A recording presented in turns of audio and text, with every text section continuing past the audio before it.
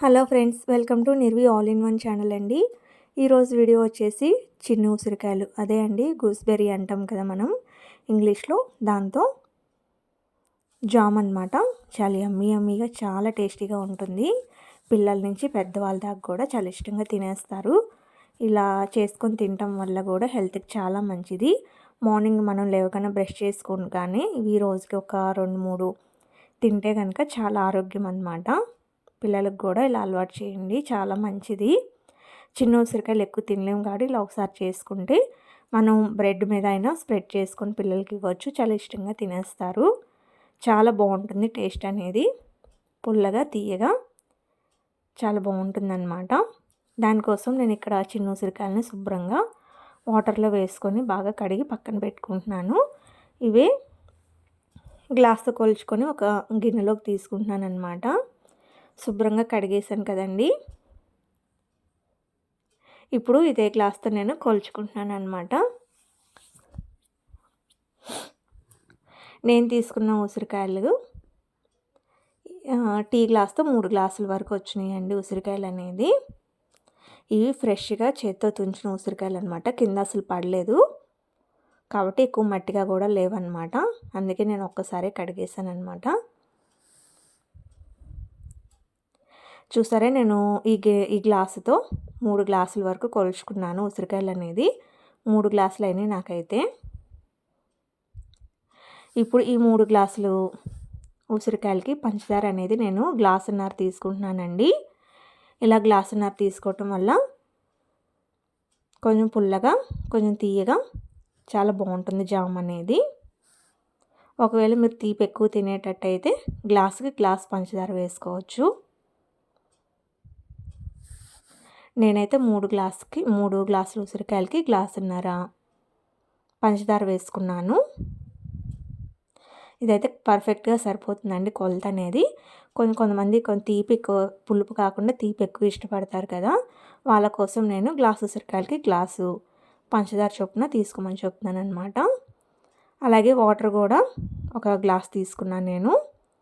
ఇలా మంచిగా కదుపుకొని స్టవ్ వెలిగించి స్టవ్ మీద పెట్టుకోవాలి. మీడియం ఫ్లేమ్లో పెట్టుకోవాలండి, మరి హై ఫ్లేమ్లో పెడితే తొందరగా పొంగు వచ్చేస్తుంది.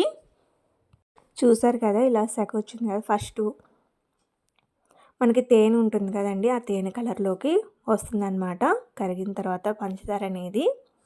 తర్వాత మెల్లమెల్లగా అది పింక్ కలర్ నుంచి రెడ్ కలర్లోకి జామ్ లాగా కన్వర్ట్ అయిపోతుంది. మనం ఏ ఫుడ్ కలర్ ఏమీ యాడ్ చేయవసరం లేదనమాట.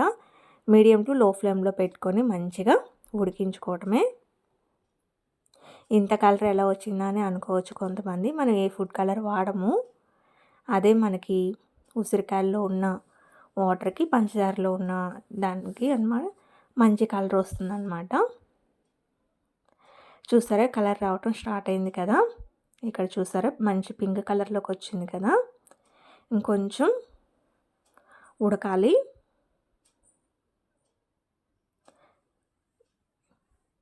ఇంకొంచెం ఉడికిన తర్వాత చూసారు మంచి కలర్ కనపడుతుంది కదా. ఇలా వాటరిష్గా ఉండకూడదండి, కొంచెం తీగ పాకంలాగా రావాలన్నమాట.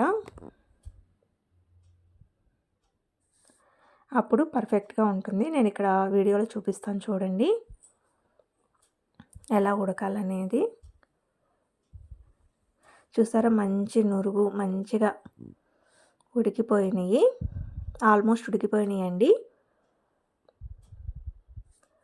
ఇలా అనుకుంటే మనకి జిగురుగా కొంచెం లైట్ తీగలాగా వస్తే సరిపోతుందన్నమాట పర్ఫెక్ట్గా. నేను స్టవ్ ఆఫ్ చేసేసుకున్నాను. చూసారా, ఇలా ఉన్నప్పుడు స్టవ్ ఆఫ్ చేసేసుకోవాలి.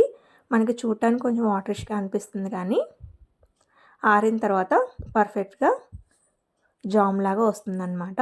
నేను ఆరిన తర్వాత కూడా మీకు వీడియో చూపిస్తున్నాను చూడండి.